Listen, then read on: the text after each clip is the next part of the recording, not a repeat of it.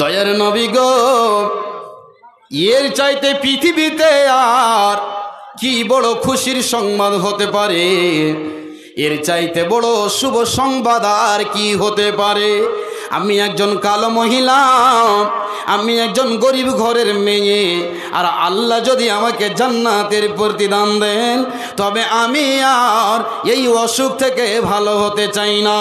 কিন্তু দয়ার নবী গো, আর একটা আপনার কাছে আমি দরখাস্ত জানাই, আল্লাহর কাছে আপনি আমার জন্য দোয়া করেন।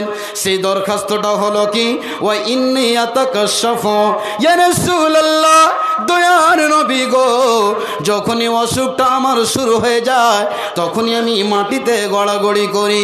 বন্ধু আমার, আল্লাহর নবীজি আমার জন্য দোয়া করেন যাতে এর পরে আমার শরীর থেকে কাপড়গুলো আর খসে না যায়, আমি যেন উলঙ্গ না হয়ে যায়।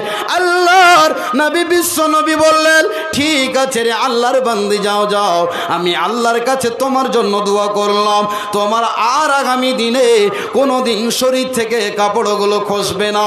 তবে কিন্তু ধৈর্য ধরো, আল্লাহ এর প্রতিদান, আল্লাহ তোমাকে জান্নাত দান করবে। একবার বলুন সুবহানাল্লাহ। ভাই আমার, বন্ধু আমার, মা আমার, আজকে আপনার মা, আপনার বেটি, আপনার কোনো আত্মীয় স্বজন বিছানায় 10 বছর ধরে প্যারালাইসিসের অসুখে পড়ে আছে, পাটা আপনার ভেঙে আছে, আপনি ন্যাংড়া হয়ে পড়ে আছেন, বারবার আল্লাহকে বলছেন, আল্লাহ তুমি আমাকে মৃত্যু দাও, আল্লাহ তুমি আমাকে মত দিয়ে দাও। আল্লাহ বলছেন, এটা মুমিনের গুণ নয়। যতই বড় মুসিবতের সম্মুখীন হবে, মুমিন কোনো দিন মত চাইবে না, চাইবে না, চাইবে না, চাইবে না। ঈমানের পথে অবিচল থেকে আমার মরণ যেন হয়, ঈমানের পথে অবিচল থেকে আমার মরণ যেন হয়।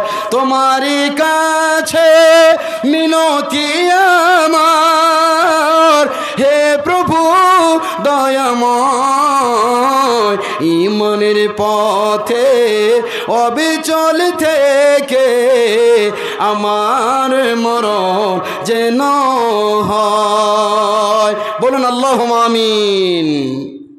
ভাই, আপনি তো গুনাহগার মানুষ, আমাকে তো অসুখ হতেই পারে, বিপদের সম্মুখীন হতেই পারি। পৃথিবীতে এমন একজন মানুষ, মানব কুলের শ্রেষ্ঠ মানব, রহমাতুল আলামিন, দয়ার কান্ডারি জনাবে মুহাম্মদ রাসূলুল্লাহ সাল্লাল্লাহু আলাইহি ওয়াসাল্লাম পৃথিবীতে কোনো অন্যায় করেছিলেন? কোনো ভুল করেছিলেন? কোনো মানুষকে কষ্ট দিয়েছিলেন? জীবনেও আপনি প্রমাণ করতে পারবেন না।